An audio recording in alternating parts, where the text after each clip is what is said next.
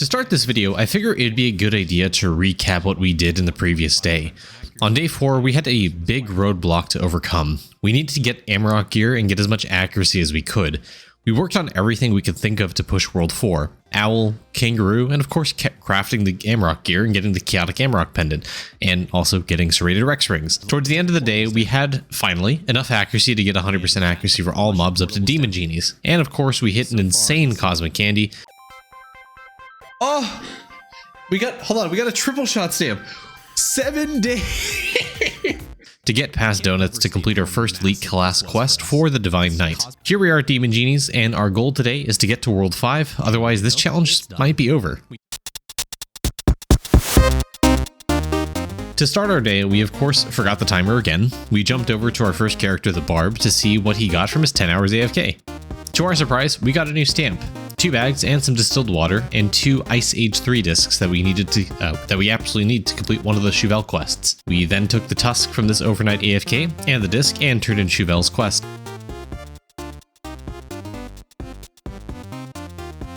This is incredibly important for us right now, as this now completes the Chauvel quest line up to Chauvel's vote. We can now use my Barb to reclaim the vote, turn it into Haagen-Dazs to get the time candy reward. This can be done across all 10 characters, allowing us to skip the entire questline completion on all 10 characters and just get the time candy reward. We had just unlocked a new shrine, so for now we stuck in World 4 town where most of our characters were in lab, so we can level up. We also got to see ShubMat5 again from the last video, wishing us luck on getting to World 5. Shout out to you, my dude.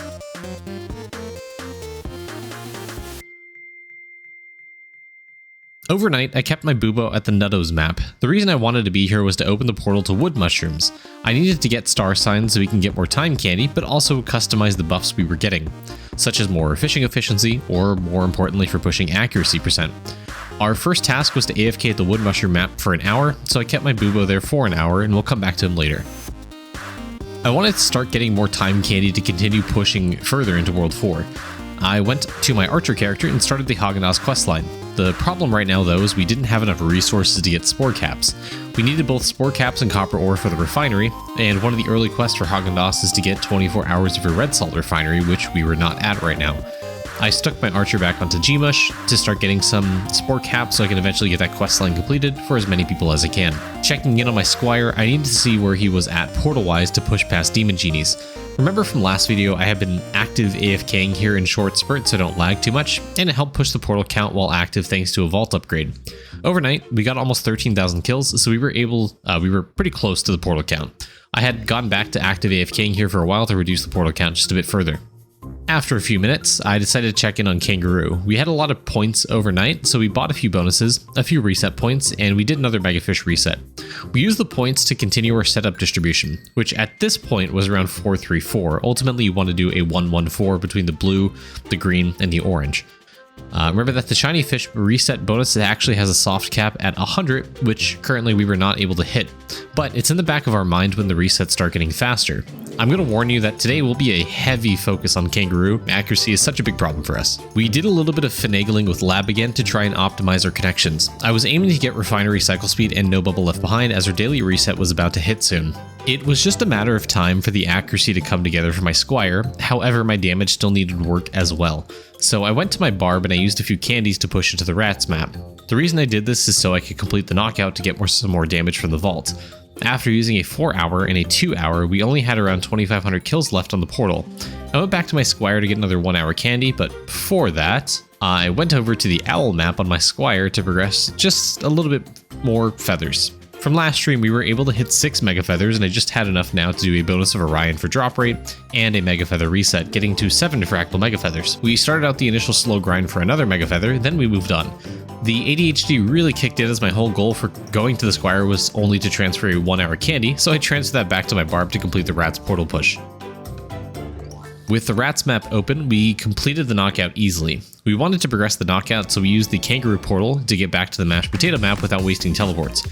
Remember, in a free-to-play account, we are limited in those, so we have to be a bit crafty with our movement around the worlds. We reached the Potato map, completed the knockout, and continued our journey onto Tysons, Moons, Sand Giants, Snellbees, Sheepies, Frost Flakes, Surstashes, Blokes, Mammoths, And unfortunately, my ADHD got the better of me, and we stopped the knockout progression to knock out a Shuvel quest for the stupid shovel thing.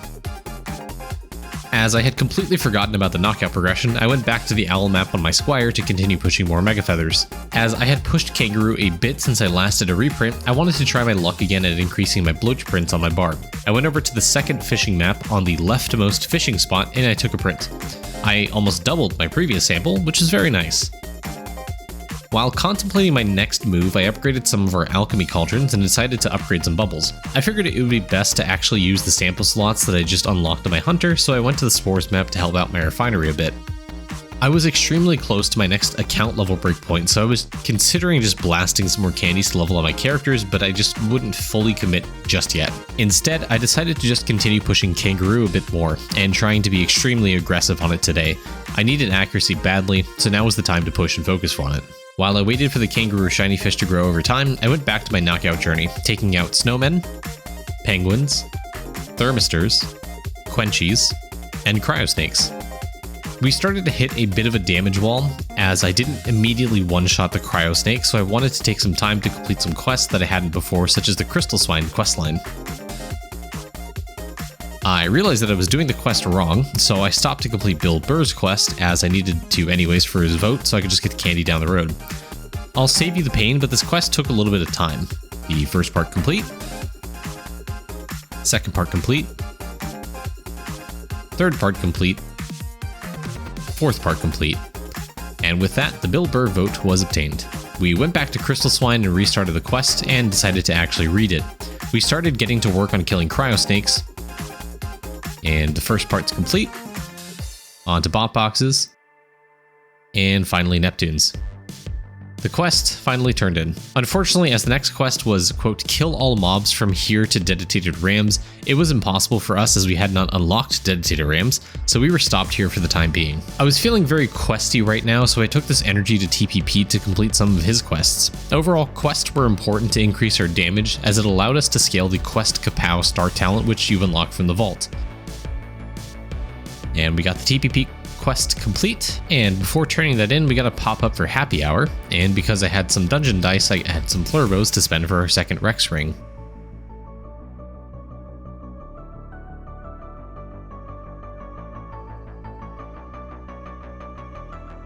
Okie doke, quest complete. I left my barb here after a little bit and went to claim my 1 hour on my shaman to complete the star sign constellation and quest. I took my shaman over to the owl map and I did some feather progression.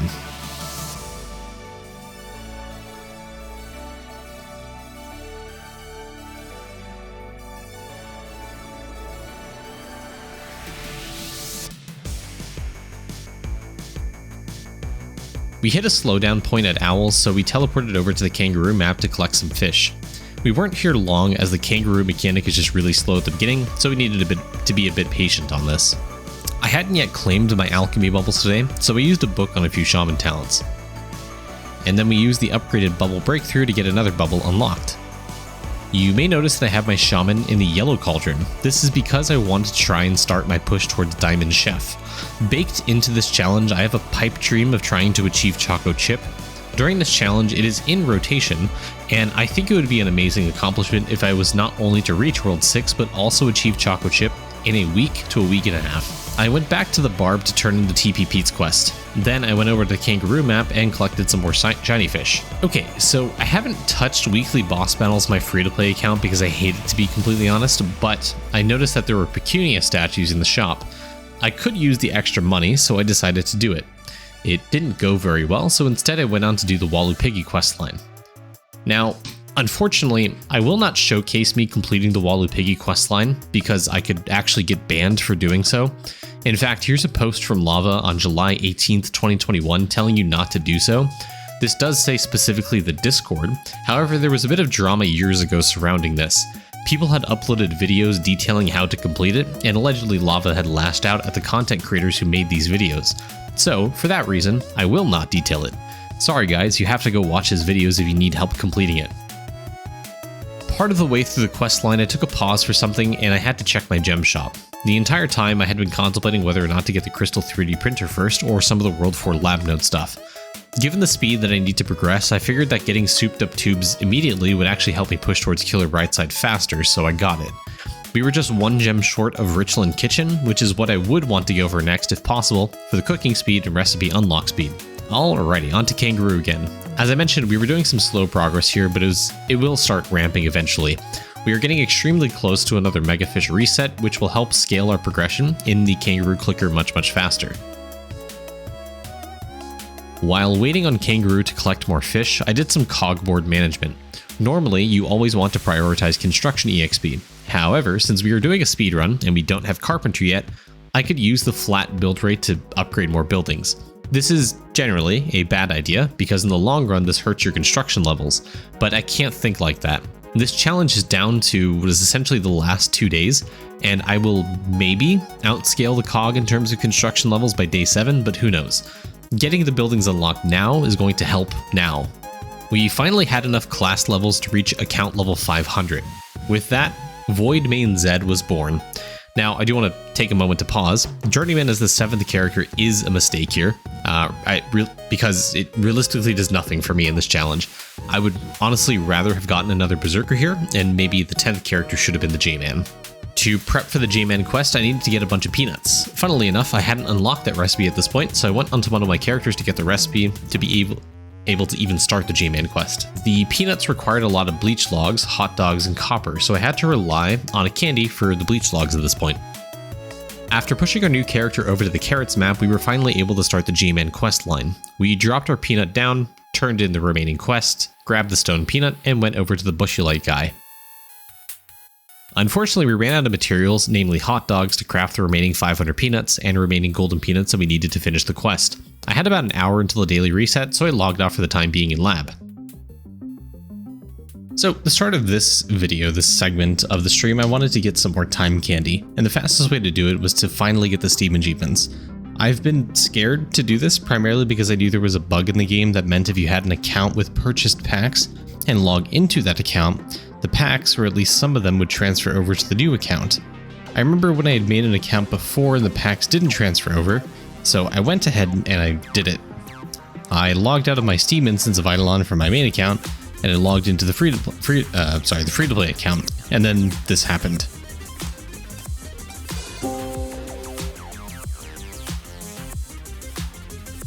We got 990 gems and 33 24-hour time candies. I immediately went to the gem shop and bought a crystal 3D printer, and then I set up my prints. Now, I was genuinely flabbergasted by the 33 24-hour time candies. I have zero clue how I got this many. I can't remember really any of the achievements that give any 24-hour time candies, let alone 33 of them. I was now at a moral quandary, a conundrum, if you will. Do I use these? Do I not? Ultimately, I decided not to use these, however, I couldn't resist using at least one of them. Transferring back my Steam account to my main Idleon account and going back to the web version for the free-to-play account, I transferred the 24-hour gems to my Squire and I locked them.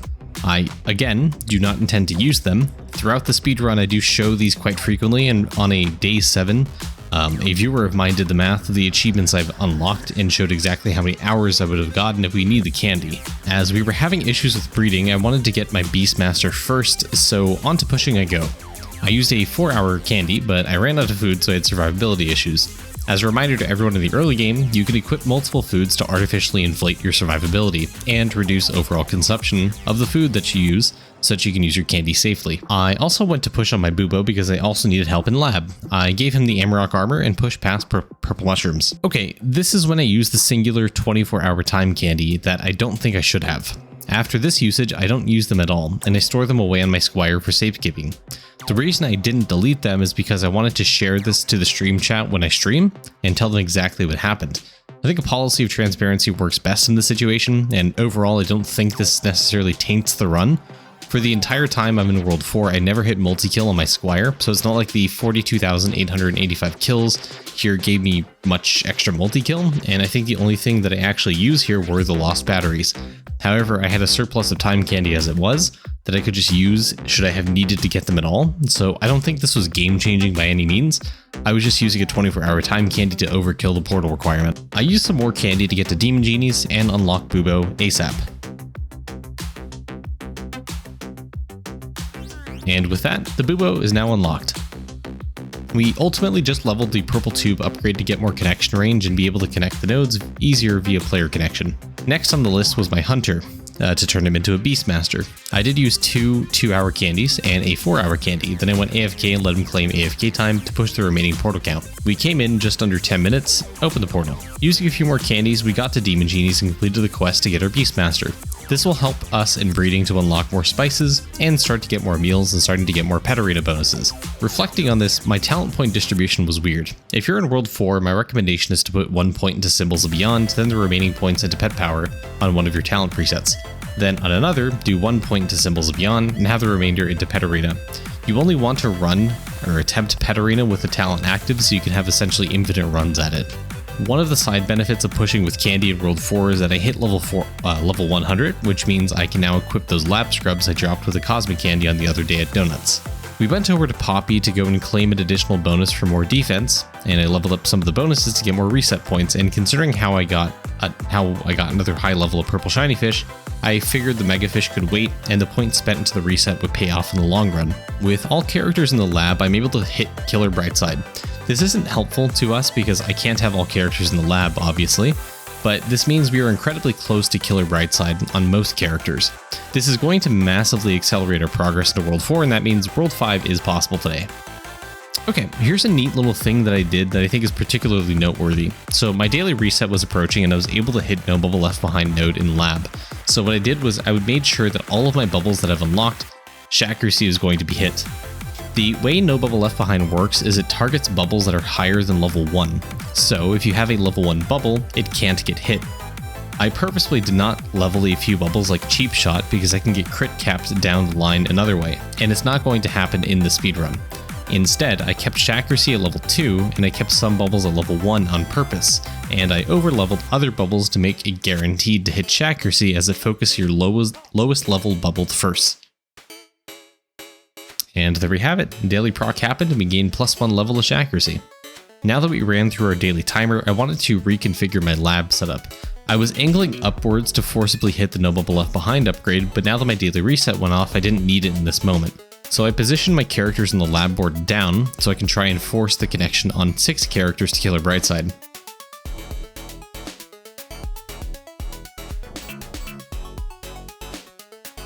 With a little bit of finagling, we were able to finally hit it on just 6 characters. This is such a huge accomplishment as this means I can finally get 2x kills per kill and push World 4 much faster. World 4 was looking like it was going down today. Side note, I also noticed that I was in the top 95% for Tome. That's cool, I guess. I went back over to Owl to check on it, and look at that, another Mega Feather.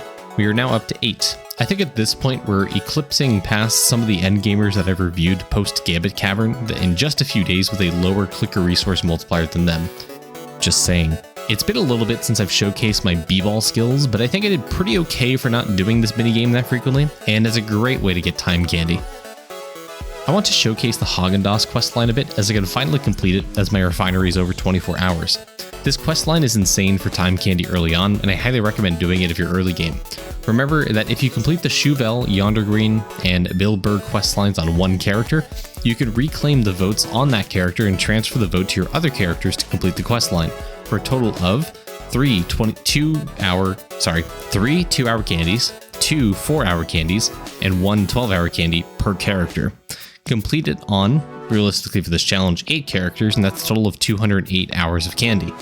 I won't show the completion on all characters because I do it so sporadically, and I usually do it when I'm in need, that I will probably forget to flag it in the recap videos here. I went back to Kangaroo and bought another bonus for Poppy instead of the Megafish because I'm silly. But it's okay because I'll gain the blue fish to the Megafish reset in about 5 minutes, so in that time I can candy or AFK World 4 mobs to get my Blood Berserker. I forgot I had to actually purchase upgrades in the vault, so from the result of candying on my Shaman and Hunter, I traded in my Void Coins for some upgrades. I did go and complete part of the Haagen-Dazs questline on 2 more characters while waiting for my Barb to open the purple mushroom portal. And with that, another Megafish reset.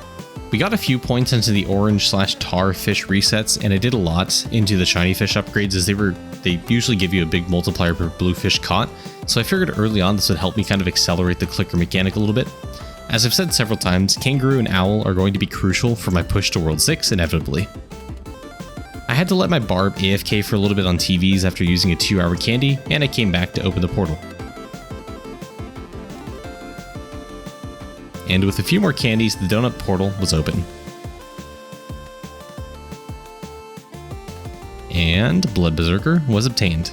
I transferred the Amarok gear back to my squire, and needed to craft another serrated Rex ring, so onto the forge grind I went. After a bit of time, we got enough iron bars to craft the ring, and I gave it to my bubo to use stones on to get wisdom again, for more accuracy for my squire. I felt satisfied with our gear so far, so I finally decided to candy World 4 on the squire. I made it past soda cans with a 12-hour candy. With my daily reset, I remembered that I could try again with some vials, so I went back to World 2 and tried dropping rat tails again for some extra weapon power. This time around, we were successful, and we did level it up once. Additionally, with the daily reset, we finally had enough hot dogs to craft the final remaining golden peanuts to complete the J-Man questline. My goal now was to just active AFK for a length of time, and then use candy to whittle down the portal requirement for World 4. When I get to Octodars, I can complete the Rift Guy questline for some cosmic candies, which will be worth it for me in the long run.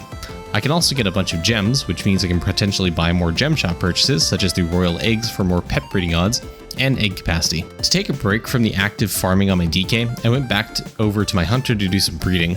I used 3 eggs to try and push the World 1 pets a bit, and we unlocked a new pet. It doesn't do anything right now, but pushing pets will be useful down the line for us. And here we go, back to the kangaroo grind. At this point, things were starting to pick up a bit. Who knew that having reset points actually helps progress that dang clicker mechanic, huh? With the reset points, I did a few more into a bit of everything. We just stayed on Kangaroo and Owl for a long time, as I knew things were starting to pick up and accelerate. For me, this is huge because, again, I need the accuracy and damage that both of the mechanics provide. I used another egg to try my luck at breeding to get a higher level fighter pet. My goal really is to try and push the 4 pet slots. Luckily, we hit a 200 plus red mushroom, which should add a significant amount of damage to our roster. Unfortunately, I wasn't able to get anything significant out of it, but I think it's important to show where my head is at since there's so much to do in this game this early on that can help us progress. Back to Kangaroo we go. We got a blue shiny fish, which really jumped our total multi. This means our reset is in literal minutes now. After a bit more levels into fishery investing, we did a mega fish reset and got just a few more points to spend. We were near our soft cap for yellow, so we spent 100 points there immediately. And spent a lot more into the orange upgrade as well. Again, the total distribution among blue, green, and orange is 114. Yellow and tar upgrades soft cap at 100 and 250 respectively. At this point, I've been on Kangaroo and Owl for around an hour, so I wanted to take a visual break from it, and I went to the talent library to go upgrade some small things for my DK damage. I upgraded the Gilded Sword talent from page 1 to get a bit more total damage. We got a 117 book, which was pretty good. We had also gotten our squire to the Centurion of the Mimics map to start completing part of his questline. The questline allows for us to get daily colo tickets, but also more importantly allows us to get more time candy from the quest itself. I had messed up in trying to kill mutated mush, so I had to try and restack the DK orb to get past 100 to drop more eggs and ladles. Thankfully, we did it, and got just a few eggs and ladles for our cooking and breeding adventures. And we got another Kangaroo reset. We are still trying to follow that 114 distribution that I mentioned earlier for blue, green, orange. I would put more points into Tar Pit upgrade right now, but I feel like we could just use the extra pushing power that the Bluefish multiplier would give us anyways. I went back to completing some more quests on my barb to get some more overall damage thanks to the Kapow book talent thing from the vault. I had also forgotten that with my new pet, I might be able to push another territory battle, so I took to it and I tried. Another quick little status check on Kangaroo. We're up to 25% accuracy and damage, and 6.3% AFK gains, and we are slowly ramping. Side note, I had been trying to get more distilled water so that I can craft the post office boxes to complete that quest line. The quest itself does give you some time candy, but the most important thing for me was at least unlocking the post office. With the vaults, I can get PO boxes every day, so the mechanic isn't a complete snooze fest for early gamers anymore. I crafted the final box we needed, unlocked the post office, and did a few orders as we had 2 pens. As accuracy was our biggest issue, I did use the boxes we got to upgrade base accuracy. I used a time candy over on Mafiosos to complete Centurion's quest to get the time candy back, and to get some colo tickets. We completed the next part of his quest by taking down World 2 Coliseum and getting at least 200k plus score, which was really easy. This, in the end, gave us 2 2-hour time candies. We then completed another of his quests to get 350,000 score, and completing all 15 waves to get us a single 4-hour candy and 2 more 2-hour candies. With that slight detour, I went back to Kangaroo and I did another Megafish reset to get more points. We did a lot more points this time in the Tar Pit generation bonus. With a bit more time, we got an additional Poppy bonus and we got our next Megafish. This pushed us up to 36% accuracy. We then spent our points almost entirely split between the orange and gray bonuses. I accidentally clicked over the regular reset. This was unfortunate, and I had to take a breather as I was going a little bit too fast, and I was a little bit upset by this, because it's inefficient, and it kind of hurts in the long run. There's no way to undo it. But hey, it's overall, I don't care, it's more points. And again, 2 minutes later, I did the exact same thing. God, I hate this clicker game, dude. I had gotten sick of Kangaroo, and I needed a break from it, to be honest, so I went back to active farming worms. I think the progress on the Megafish had given me a lot of damage and accuracy, so I was able to kill them more reliably to push better. I was active AFK here for a very long time, almost a full hour, which I will not bore you with. Even if I sped it up, it would take forever, so I'll just skip over it. Note just how much progress we make here on the portal though. In that hour, roughly 54,000 to 43,000. With that AFK time, I think it was time to go back to Kangaroo. I upgraded the bonuses a bit more, which gave us some more damage and AFK gains. I bought some of the upgrade cheapeners in the Tar Pit to reduce the cost of the Megafish reset, and boom, +1 Megafish. More points into the Tartarfish and the orange upgrade. We were nearing that 250 soft cap for the Tartarfish caught. 30 more minutes go by and we got another Megafish reset in the bag. We were almost at the Fractal Megafish to really start scaling the accuracy and damage. On this reset, we finally hit the 250 cap on the Tartarfish, so now it's just all into the blue, green, and orange upgrades eternally on a 1:1:4 ratio. Honestly, at this point, I've been scrolling through footage for days on end and I can't remember where or how I got the resources to complete this quest, but I did complete the quest for Mutton to unlock the Scimitar stamp. I went back to World 1 Town to do some stamp management and, upgraded a lot of stamps, namely Scimitar, Suckafu, Catchnet stamp, Sigil stamp, and the Crystalline stamp. I want you guys to know that as well that I'm skipping over some of the smaller content. I often flip-flop between maps very frequently as I'm pulled in several directions. So if I were to leave in every single tiny detail, I feel like everything would get, everyone would get overwhelmed. I do things like quest completions that don't do too much for the overall World 6 speedrun, such as the Picnic Stowaway questline for the Crystals for Days star talent. I think this will be nice to get into crystal mob farming with Choco Chip, but again, for the scope of this speedrun, it's just not really relevant, so I skip over stuff like this. I had this nice moment when doing Kangaroo where I got a really big bluefish, and right after that we got a decent grayfish as well. For a large portion of the rest of this day, I went active AFK on worms to reduce the portal count down even more. I was really being stingy with my time candy as I knew it was a limited resource. I did, however, use some time candy to finally push this portal to get to the gelatinous cubes.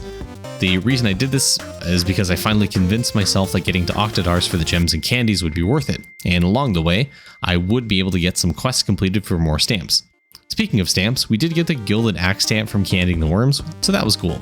I went to the Owl map and I was able to do another Mega Feather reset for our 9th Fractal Mega Feather. To vary my content, I did 3 World 2 Colosseums, and in the 3rd one I got the Drippy Drop stamp, which is very nice. This will help us a little bit with liquid generation. To help out with lab just a teensy bit, I unlocked the garlicless bread meal. And in an effort to juice my cooking speed, I used almost half of my ladles to unlock the cabbage meal. Cabbage is, I think, the biggest early game snowball for meal cooking speed. Even into the end game, all the meal cooking speed bonuses, cabbage provides the biggest buff. And specifically the meals, not like Blood Marrow or Diamond Chef, those are obviously bigger, but you know what I'm saying. Skipping back to Kangaroo, we finally got to the Fractal Megafish. It took almost the entire day, but now we're just ramping the bonus each time we do a Megafish reset. We went back to the Gelatinous Cuboids map to complete the quest from Capital P. These stamps are pretty important as they give you lab EXP, extra DNA for your breeding pets, and total damage percent. I got the first 2 stamps, but I wasn't able to convince my wife to let me stay up any longer, so to bed I went, and I left my DK there on Cuboids for the day. And that just about wraps up day 5, so let me know what you guys think down below. This video, I believe, is a little bit longer just based off of how long I've been recording myself talking. So I appreciate you guys. Remember to leave a like, comment, and subscribe, and join our Discord for more notifications when I go live on Twitch, and to join giveaways for account reviews. Have a great day.